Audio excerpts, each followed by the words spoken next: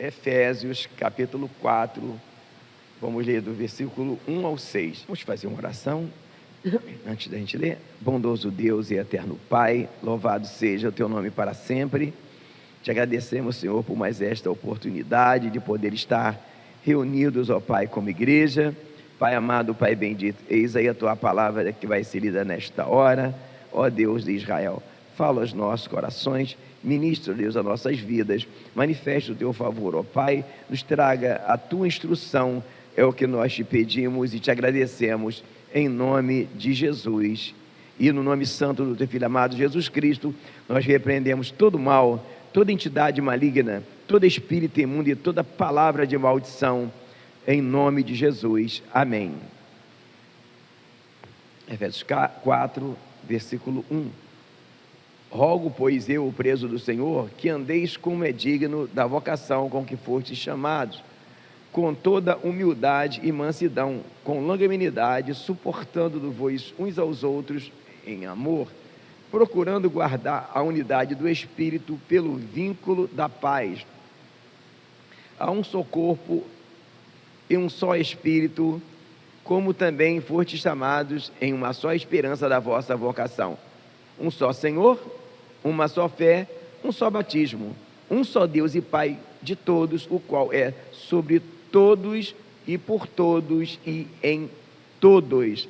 Amém? Amados, queiram assentar-se, por favor. O texto, esses 6 versículos que nós lemos, o que salta aos olhos aqui é a unidade de espírito. Então, hoje,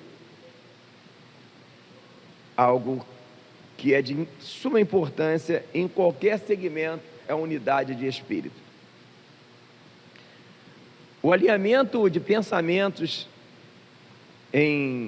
no trabalho, em qualquer segmento, em qualquer grupo, sempre trará progresso ao grupo. Isso pode ser no esporte, uma orquestra tocando, o trânsito. Já imaginou se não houvesse aquela unidade de pensamento?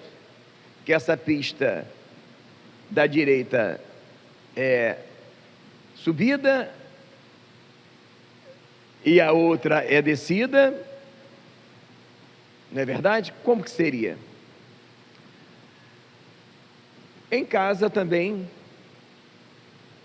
a unidade de espírito, o alinhamento de pensamentos faz com que qualquer segmento tenha mais progresso e alcance melhor os seus objetivos. E o que é importante para que haja essa unidade de espírito?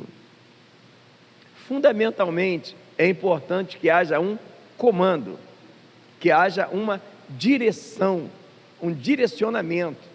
Então, por exemplo, se observarmos no esporte, o Brasil é o país do futebol. Um bom técnico sempre faz com que uma equipe produza melhor.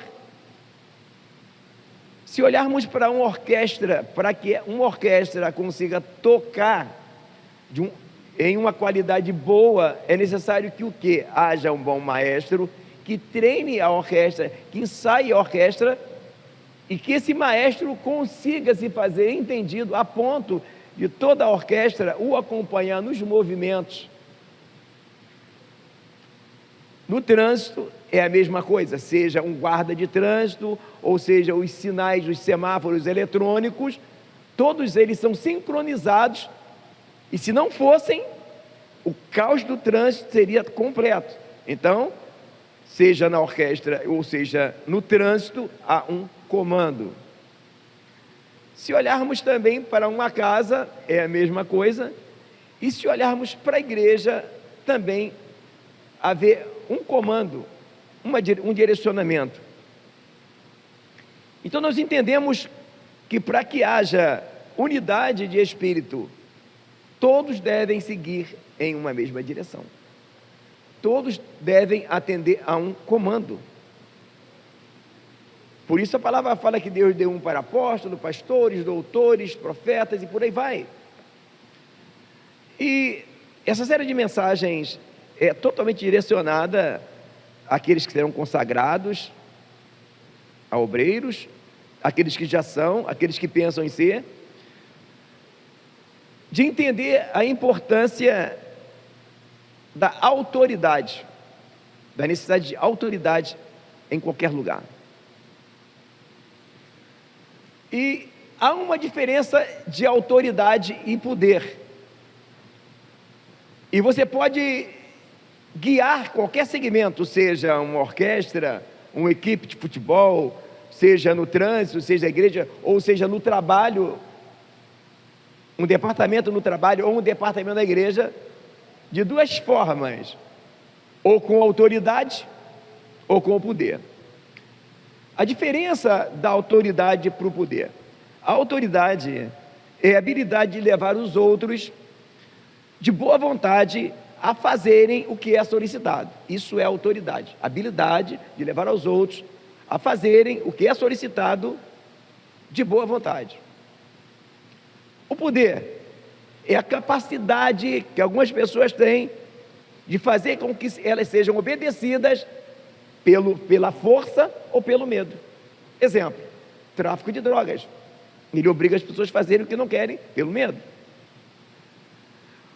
O problema é que os resultados de qualquer segmento que é guiado pela ausência da autoridade é que é um desastre total. Então, o tema dessa noite, dessa série, é autoridade espiritual. Se você entrou nesse vídeo hoje pela primeira vez, bem-vindo à série A Cura. Vale a pena você dar uma conferida no vídeo que dá origem à série, para que você entenda melhor do que estamos tratando hoje, nesse episódio, que é autoridade espiritual, se Deus assim abençoar, e essa mensagem subir para a plataforma do YouTube. Então, quando se fala de autoridade espiritual,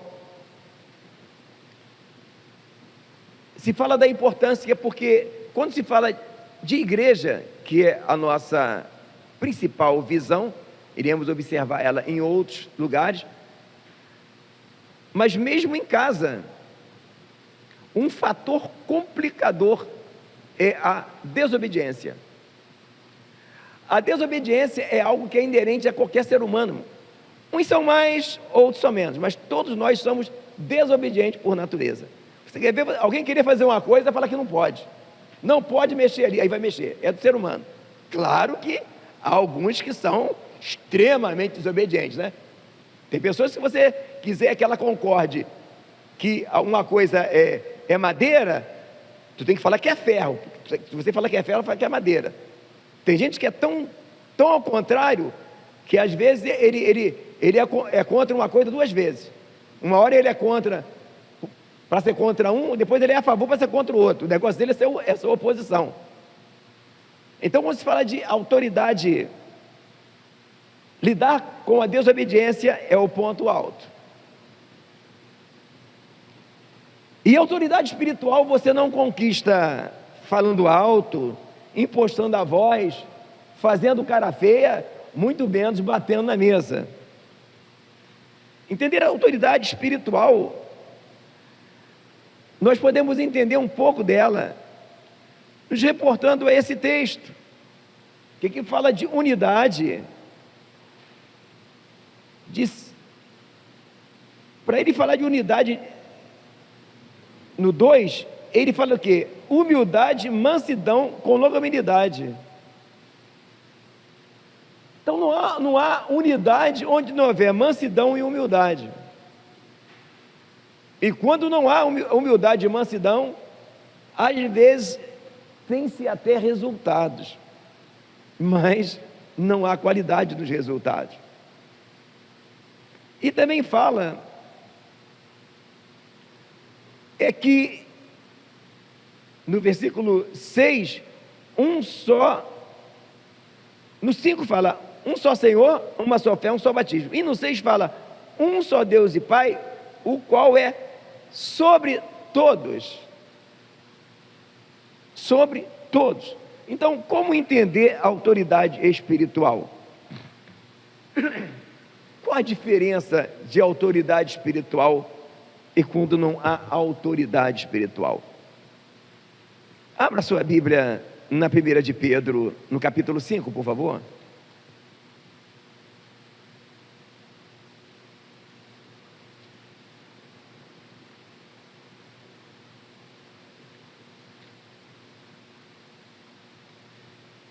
Primeira de Pedro,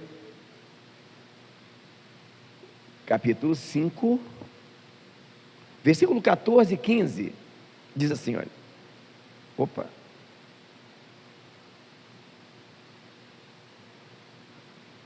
Isso. Versículo 1, 2 e 3. 1 de Pedro, capítulo 5, versículo 1, 2 e 3.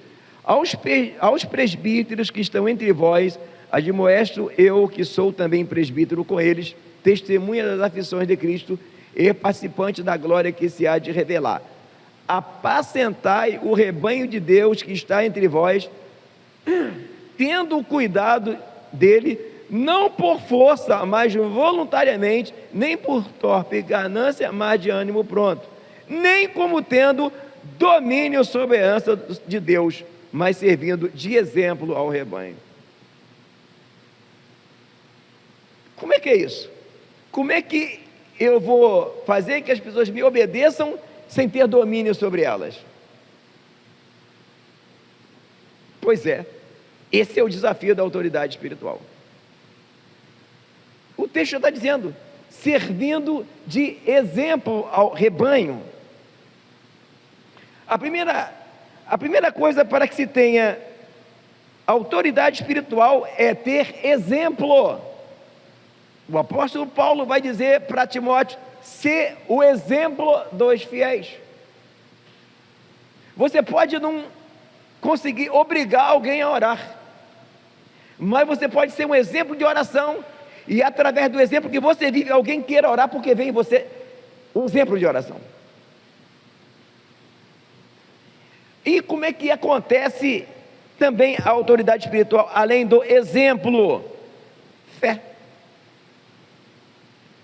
Se nós não tivermos fé que em Cristo há recursos inesgotáveis que nos darão subsídios para que possamos apacentar o rebanho do Senhor, nem adianta a gente começar. E talvez você esteja pensando, mas pastor, eu não serei consagrado a pastor. Pois é, mas qualquer pessoa que cuida de qualquer segmento da igreja, de alguma forma ele está pastoreando. Você que é pai, você que é mãe, você pastoreia os seus filhos, você apacenta os seus filhos. Não é atribuição da igreja o ensinar o evangelho aos filhos, é atribuição dos pais, a igreja contribui. A outra coisa, além do exemplo e além da fé, para que se tenha autoridade espiritual, é necessário ter amor. E como é que você consegue ter autoridade espiritual através do amor? 2 de Coríntios, capítulo 5. 2 de Coríntios, capítulo 5. Versículo 14 e 15.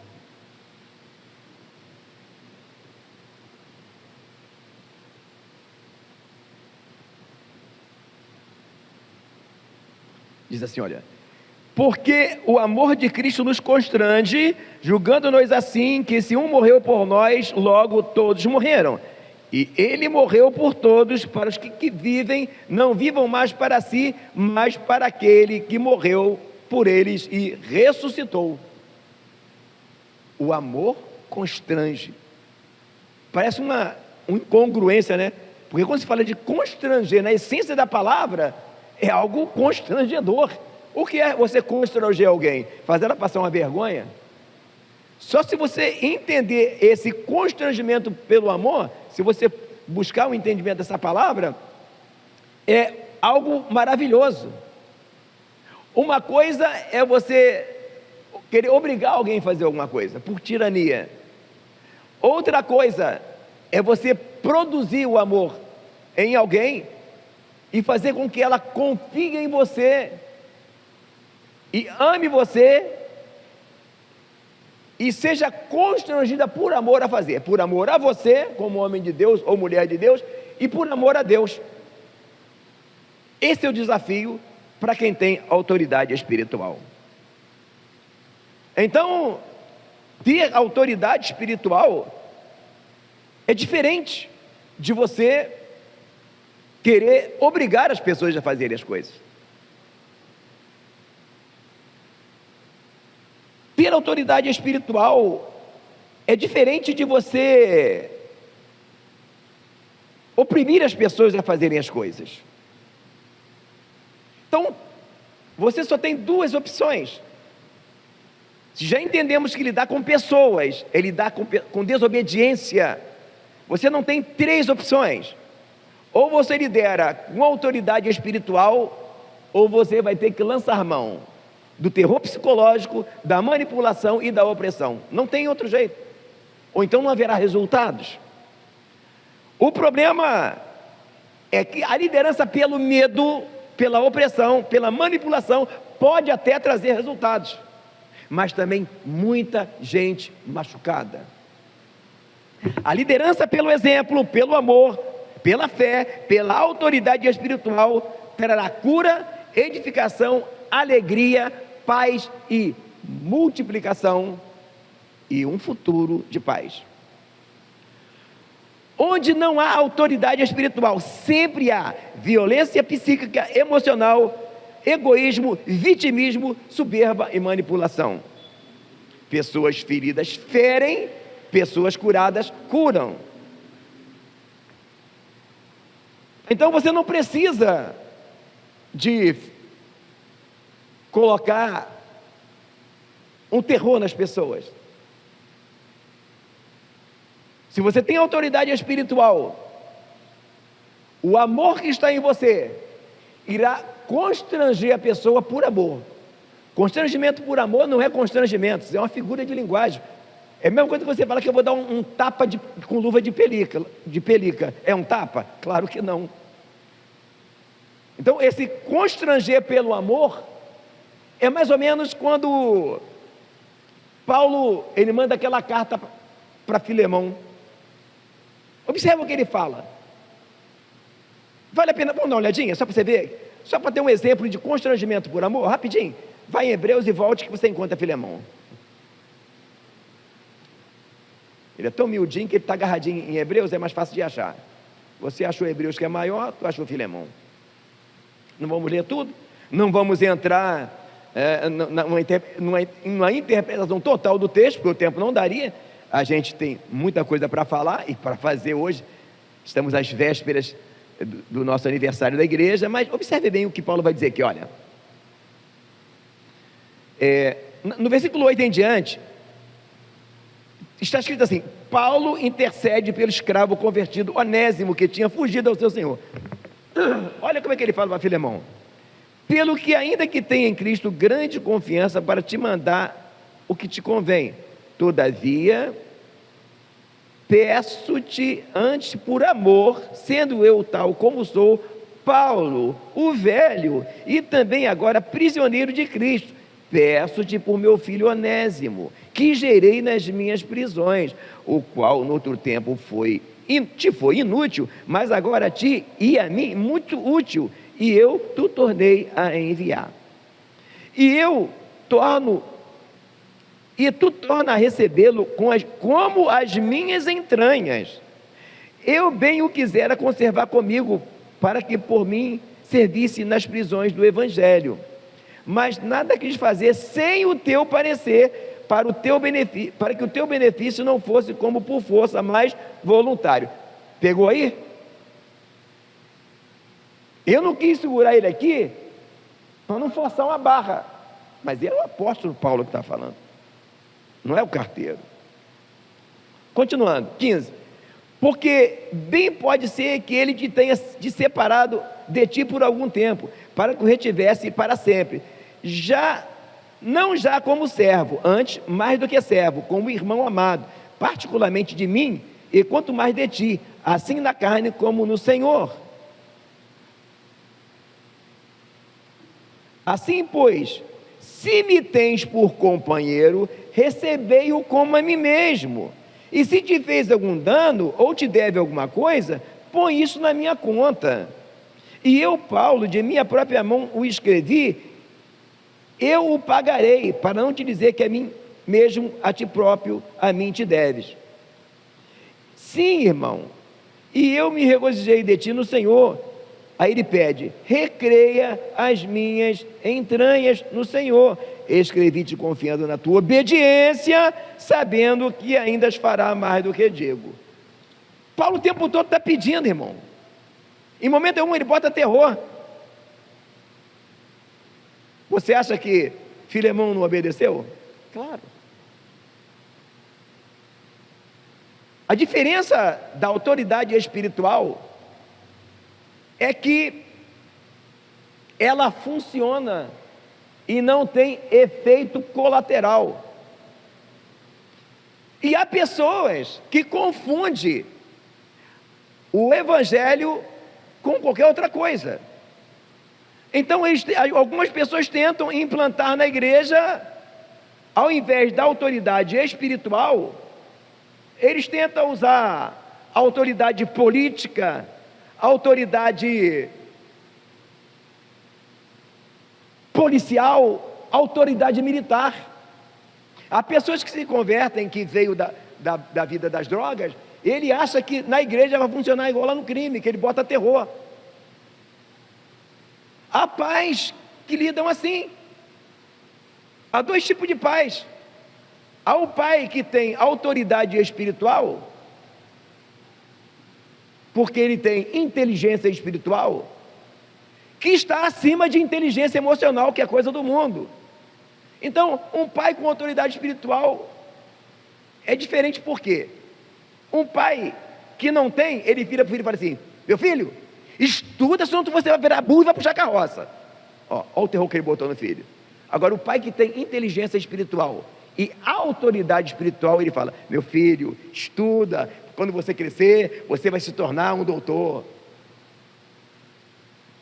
O pai que tem autoridade espiritual, ele fala, meu filho, eu sei que você não passou no vestibular dessa vez, mas Deus está contigo, na próxima você vai passar. O pai que não tem autoridade espiritual, ele joga o filho, aí rapaz, olha como é que tu está. O filho do fulano já conseguiu, rapaz, tu não consegue mesmo. Ele afunda mais para dentro do buraco aqui, o filho.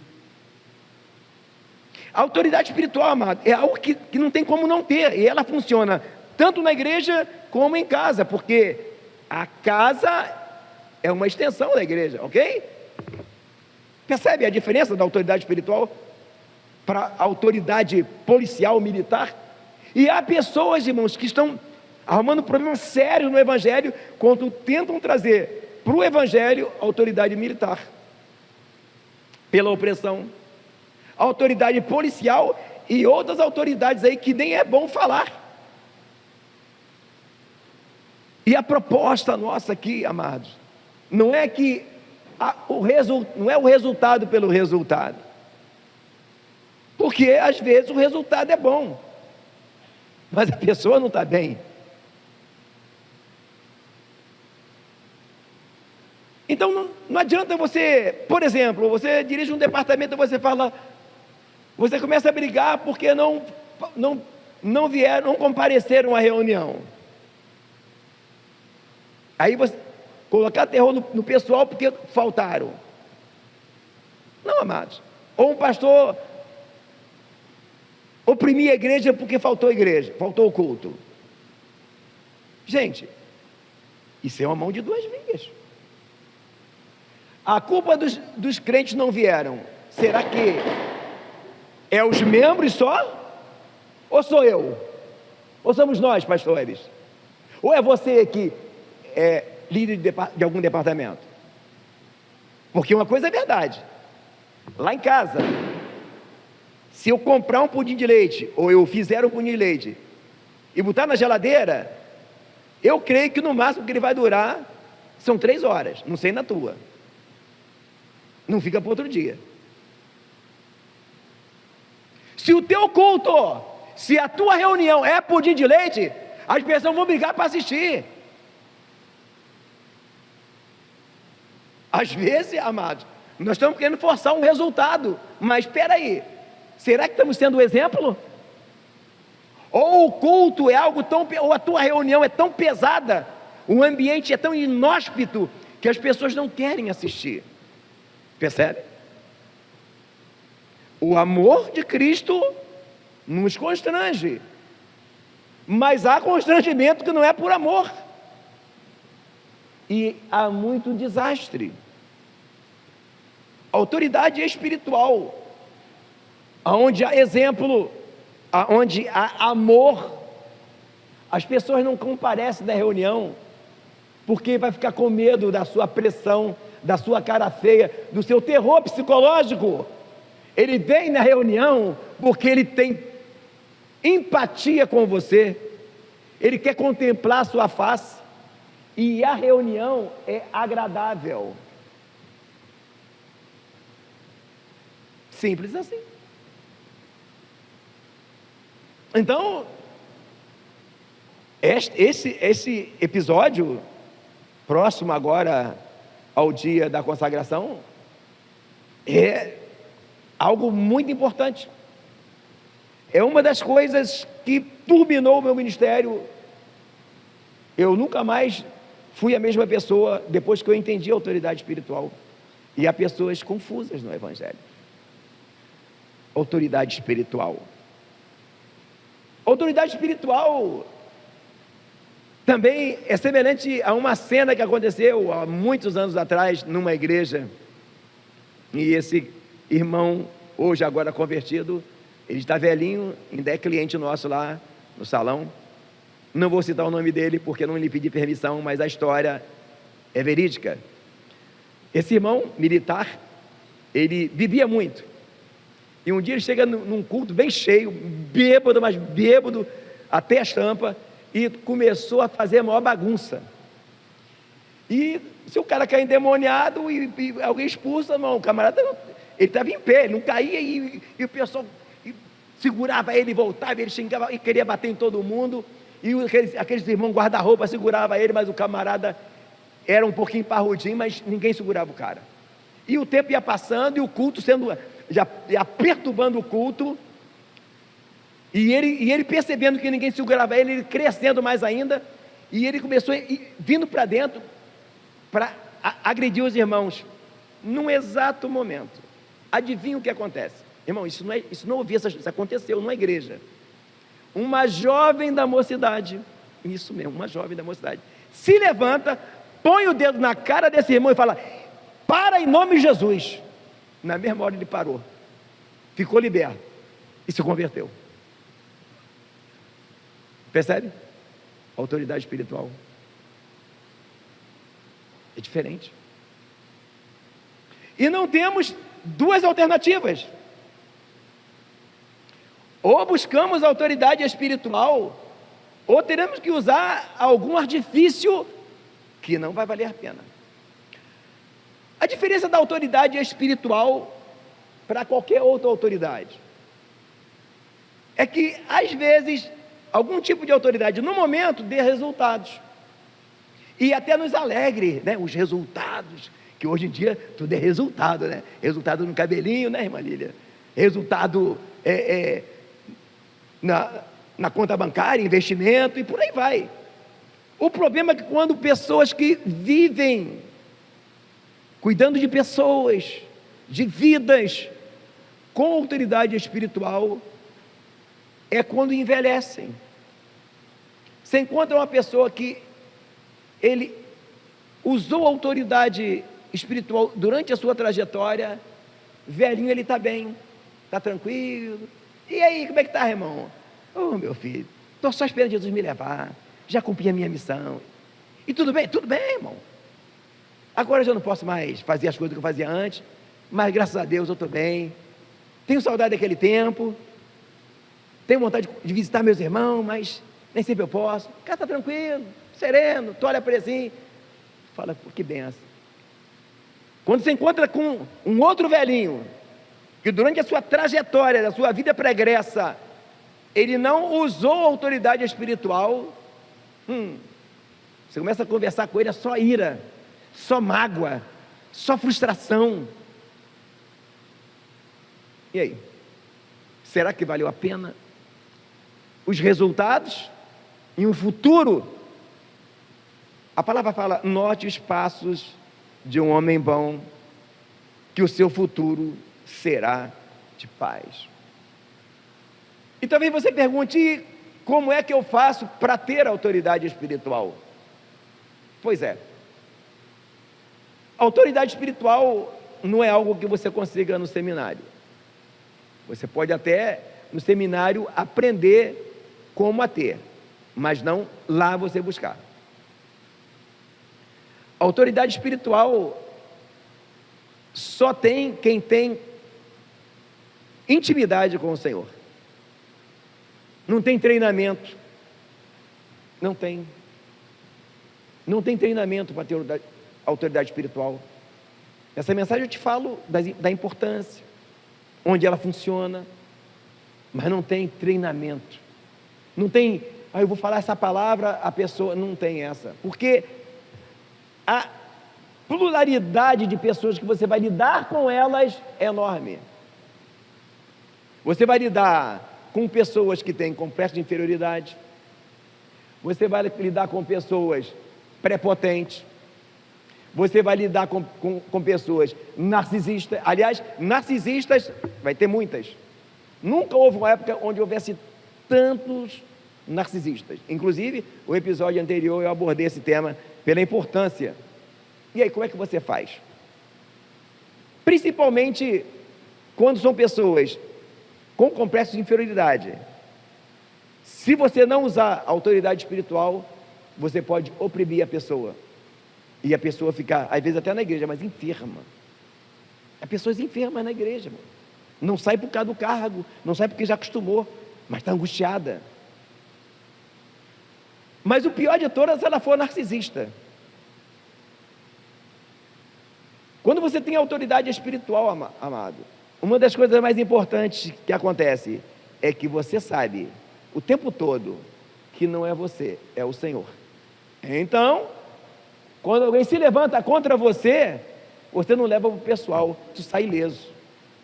Quando a pessoa não tem autoridade espiritual e alguém se levanta contra ela, na mesma hora é atrás do pessoal, ou seja, ela se abraça com câncer, com leproso, aí a lepra pega nele. Esse é o ponto. Porque o narcisista é assim. O narcisista, ele tem problema de personalidade. Então,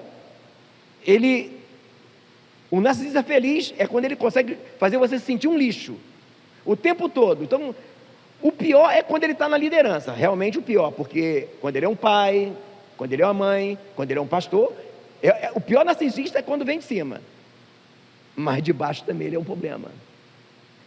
E vocês que vão cuidar de vidas e de pessoas, não tenham dúvida que vocês vão encontrar vários deles pelo caminho.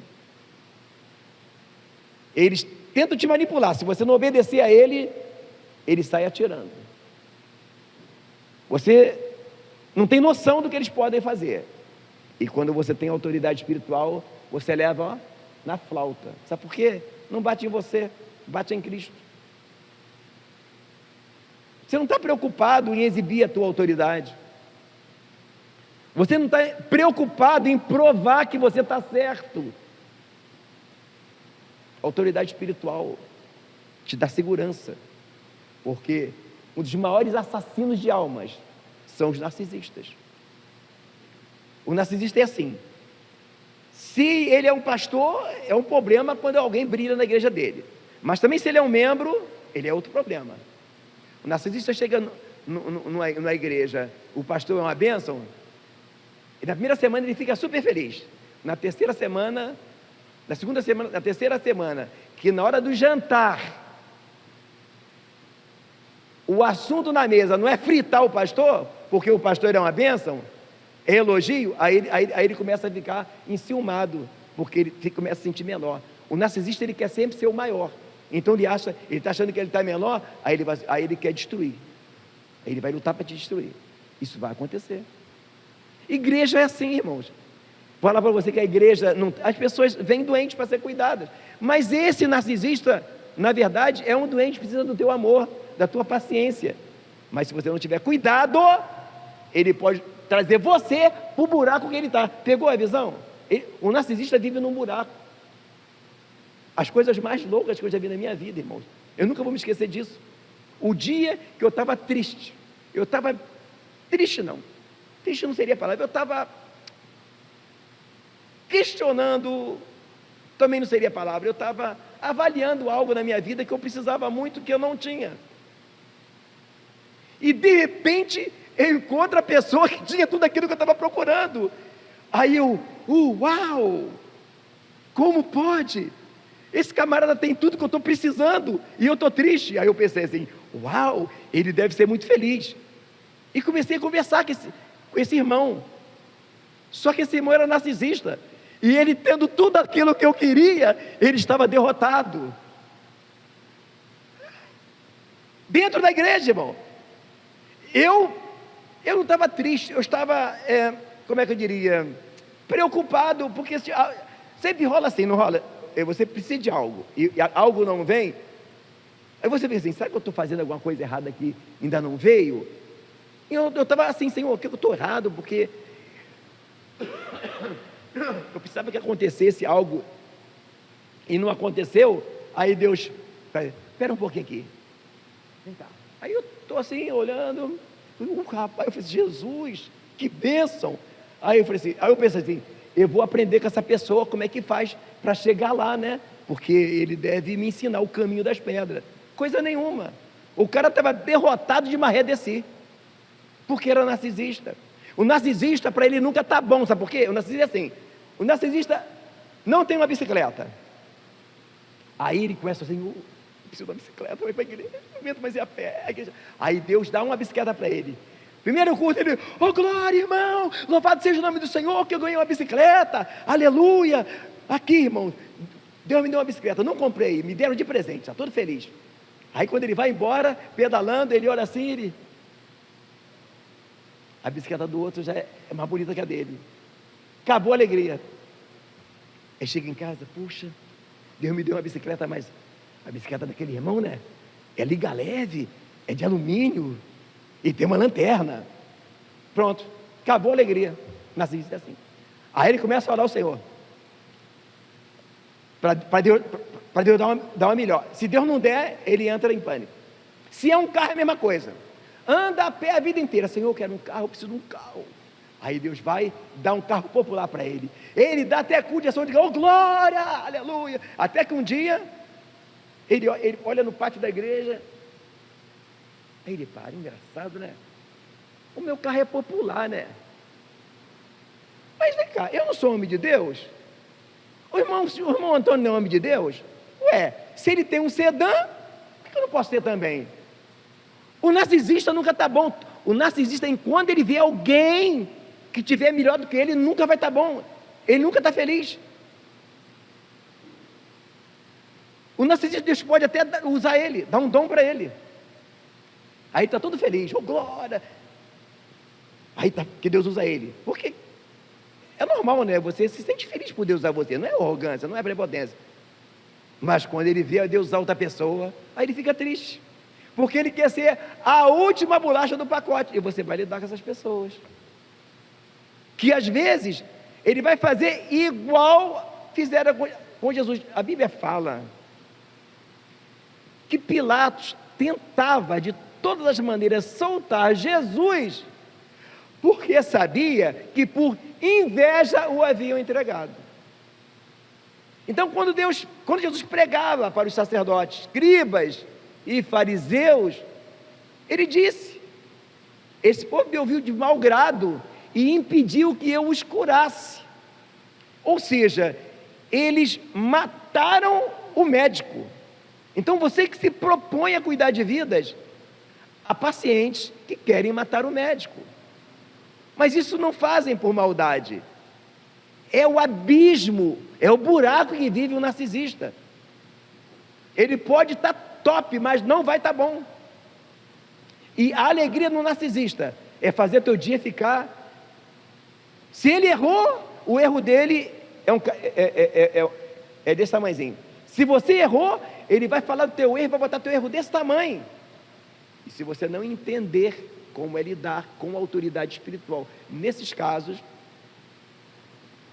então, a minha preocupação aqui nesse ministério não é que a igreja cresça ou não, porque quem dá o crescimento é o Senhor, é de você que se propõe a fazer a obra, a cuidar de vidas, não seja contaminado por uma doença contagiosa, porque todo médico tem esse risco.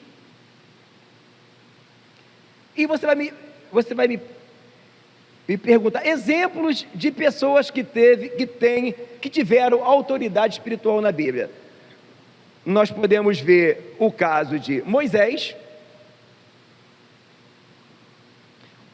o caso de Esther, o caso de Neemias, o caso de Daniel e o caso de Paulo. Entende? Moisés, o que chama atenção na vida de Moisés, a autoridade espiritual que estava sobre Moisés, a palavra fala que ele era muito manso, e ele é uma figura de Cristo. Aprendei de mim que sou manso e humilde de coração. Há pessoas confundidas com autoridade espiritual. Ele acha que se ele não fizer uma cara feia e não dar uma de bad boy, que não vão obedecê-lo. Se não obedecer a você por amor, de outra forma não vai valer a pena, seu bobinho. Esse é o ponto. Se o teu exemplo de vida como cristão, como pastor ou como líder de departamento, não levar as pessoas a acreditarem no que você prega, no que você vive, não tente de outra forma. Não vai valer. Esse é o ponto. Não tem dois caminhos, um só. Autoridade espiritual. Fé, amor e exemplo. Se você é um exemplo para o teu filho lhe obedece não é só porque você ordena, é porque ele vê em você um exemplo.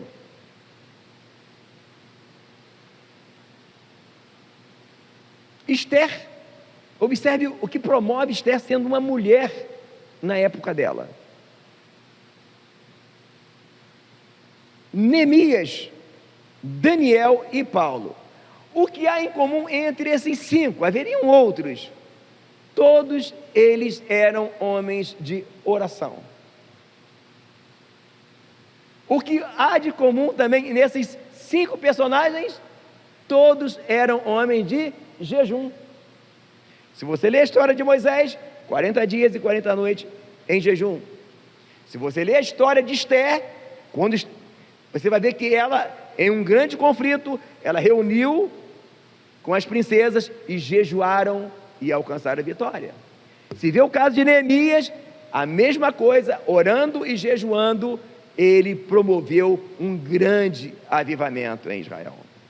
Se olharmos para Daniel, a mesma coisa, jejuando e orando, ele fez a diferença. Não se contaminou e, ao invés de ser influenciado, ele influenciou. Se olharmos para o apóstolo Paulo, também nós vemos um homem de oração, um homem que quando encontra com Jesus no caminho de Damasco, diz a palavra que ele jejuou por 3 dias e 3 noites, isso está em Atos dos Apóstolos. E depois ele vai dizer, em jejum, muitas vezes, em vigílias, muitas vezes. Você não tem duas opções, você só tem uma opção, na verdade, porque a outra opção será desastrosa. Se você pretende ver um departamento, uma igreja com unidade, você não tem outra saída, a não ser usando a autoridade espiritual. E onde eu consigo a autoridade espiritual? No secreto. A autoridade espiritual você busca do secreto, em oração, em jejum, em leitura da Bíblia, ou então você vai ter que impô-la publicamente. Voltando para o texto de Efésios 4, para terminar essa palavra, que eu creio que o Espírito Santo, além daquilo que eu falei aqui, ele vai ministrar ainda mais ao seu coração a importância e a necessidade de autoridade espiritual sobre a tua vida, seja na igreja, seja na sua casa, ou mesmo até no teu trabalho. Quando uma pessoa tem autoridade espiritual no trabalho, ela pode ser uma subalterna, ele pode ser um subalterno no trabalho. Que o dono da empresa, o gerente da empresa, os funcionários vão querer ouvir, vão querer buscar nele, sem que ele imponha isso, sem que ele... Não, é algo que subsiste, é algo que aparece.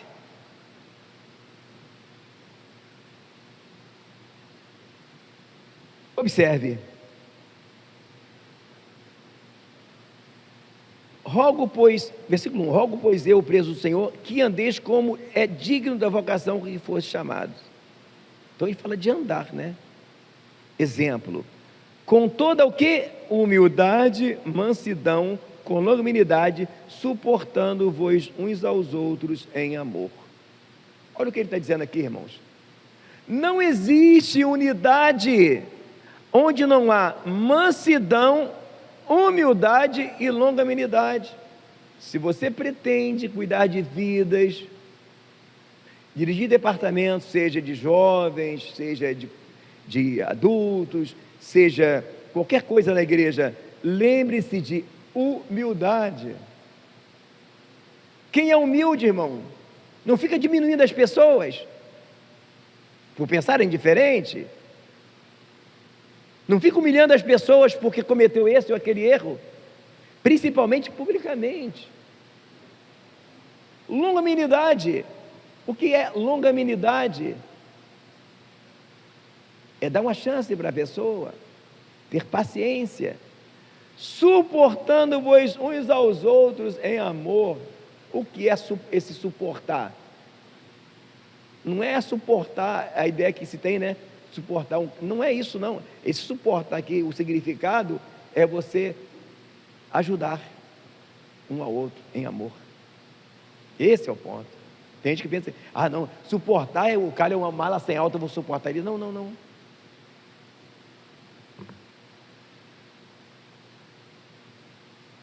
Procurando guardar a unidade do Espírito, por onde, igreja? Pelo vínculo da paz. Não tem como guardar nenhuma unidade que não seja pelo vínculo da paz. E como é que eu promovo a paz? Quando eu promovo o quê? Justiça. Todo mundo sabe. Por que está essas guerras aí? Falta de justiça. Um se sentiu injustiçado e meteu o louco. Então você que é líder, não é muito bom essa palavra líder, que hoje em dia líder virou um status quo, eu sou líder, mas na verdade é a palavra, só que se transforma algo naquilo que não é, porque o líder não é aquilo que as pessoas pensam, o líder é o que serve, o líder é o faxineiro, o líder é o que lava pé. Então, se você é um pai, ou se você dirige um segmento, você, para promover a paz, tu tem que ter duas coisas, justiça e equidade. O que é equidade? Não exigir demais de alguém aquilo que ela não pode dar. Tem crente, irmão, que pode vir aos cultos todos os dias. Tem crente que não pode. Tem crente que pode ajudar na limpeza na igreja. Tem outro que não pode. Tem crente que ele pode orar na oração. Tem crente, às vezes ele quer até vir, mas não pode. Equidade compreende observar o limite de cada um. E justiça, para que haja paz. Não haver acepção de pessoas. Você pode até gostar um pouquinho mais dele do que dela, isso é normal, isso é identidade. Mas se você ter um tratamento com o outro, você vai promover a guerra. Seu ministério está fadado ao fracasso. Isso acontecendo em lares, há registros de filhos que matou um irmão, porque o pai tratava o irmão melhor do que o outro. E na igreja, para você que está sendo treinado para cuidar de vidas, vigie com tratamento diferenciado. Vigie. Às vezes um simples no grupo mesmo, você curte a postagem de um, não curte do outro, e às vezes o irmão fica magoado. Eu, às vezes, quando eu não tenho para curtir, eu não curto de ninguém, porque para mim curtir do um, não curtir do outro, por que o pastor achou... Eu sou meio fraco quando Deus usar alguém, né? Antigamente eu batia a palma, eu parei, que as pessoas se ofendem até por isso. De você, às vezes, bater palma quando vê alguma coisa boa. Então, para que se haja o vínculo da paz,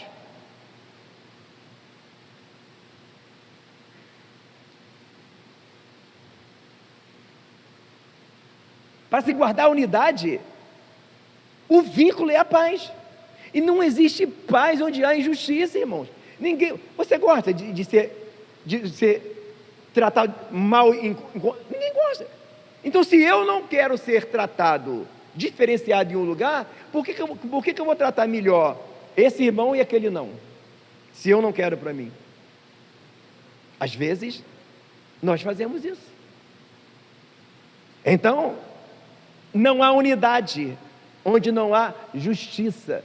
Paulo fala de acepção de pessoas, Tiago também fala de não fazer acepção de pessoas, seja por questões financeiras, seja por orientação política, ou seja mesmo porque não vai, independente que você vai com a cara daquele irmão ou não, trate todo mundo igual. A minha alegria é que o teu ministério cresça. A minha alegria é que você tenha resultados. E o ministério crescer não é o que muitas pessoas pensam. O meu ministério cresceu. Cresceu como? Eu tenho agora 1000 membros. Cresceu? E você, como é que tu está? Estou tomando calmante.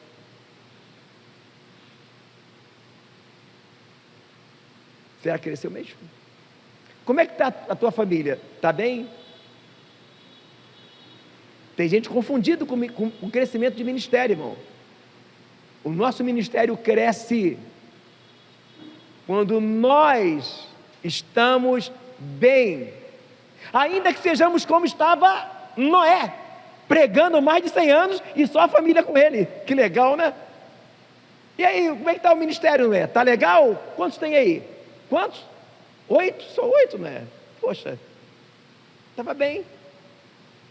Estava tão bem que ninguém foi, mas a família foi. Que a família acreditou no que Noé pregava. Para que o meu ministério esteja bem, as primeiras pessoas que têm que acreditar em mim é a minha família, meus filhos e a minha esposa. Senão não vai valer. Teu marido...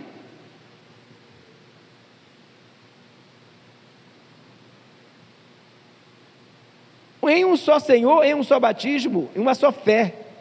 Um só Senhor, uma só fé, um só batismo. Um só Deus e Pai, o qual é sobre todos. Parece pouco, mas não é não. Quem está sobre todos, irmãos, é o Senhor. Não é o pastor, não é o evangelista e não é o diácono, não é nenhum responsável por departamento. Vamos falar assim em vez de falar líder. É o Senhor. Então, se há alguém acima de nós, há pessoas confundidas. Jesus disse para Pedro: apacenta o quê? As minhas ovelhas. As ovelhas são do Senhor. Então quer dizer o quê? Que se eu maltrato uma ovelha, eu estou maltratando a ovelha de quem? Do Senhor. Se eu maltrato um irmão, eu estou maltratando a noiva de Cristo. Tem noção disso, irmão? Tem coragem de maltratar a noiva de um guarda-roupa na rua? Tem? Não, né? Nem eu. Pois é. Então, cuidado para você não maltratar a noiva de Cristo.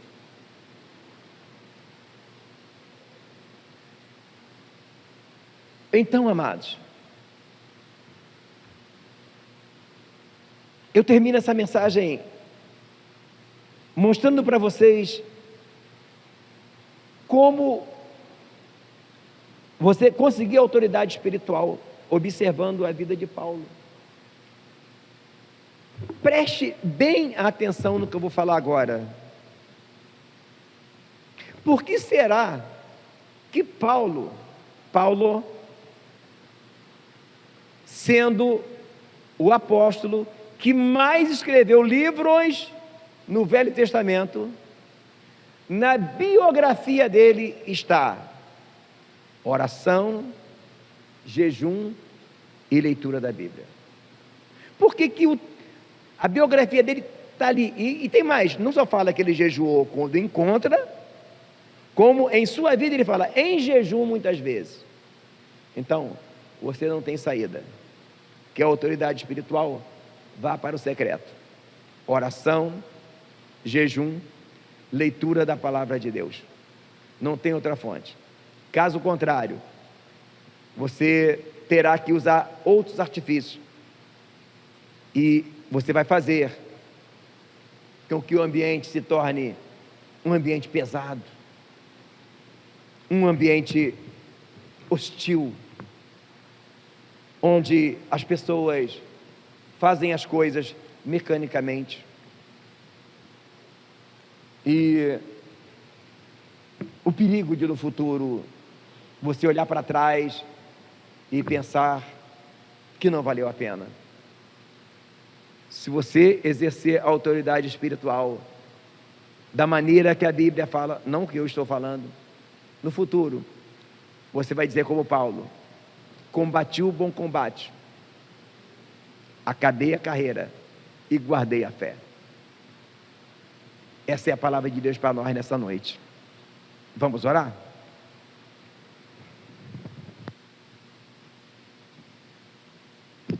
Senhor Deus e Pai, louvado seja o Teu nome para sempre, Senhor.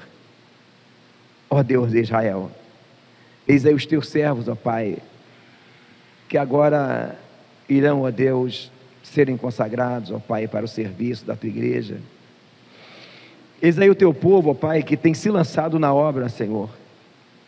Venha, ó Deus, revesti-lo de autoridade espiritual, que eles possam estar na brecha por si, pelo povo, pela sua família, pelos seus filhos, Senhor, para que eles possam, meu Senhor da glória, ser instrumento nas Tuas mãos, ó Pai, para curar vidas, Senhor, porque quantas pessoas enfermas, ó Pai, existem por aí, precisando de abrigo, precisando de uma palavra de carinho, uma palavra de sabedoria, uma palavra de instrução, que possamos, ó Pai, ser instrumento nas Suas mãos, para levar a paz, a alegria e a cura, porque pessoas curadas curam, pessoas feridas ferem, que possamos, ó Pai, cada vez mais buscar em Ti a cura, para que possamos curar, e sempre nos lembrar, ó Pai, que o amor, ó Pai, tudo sofre, tudo suporta,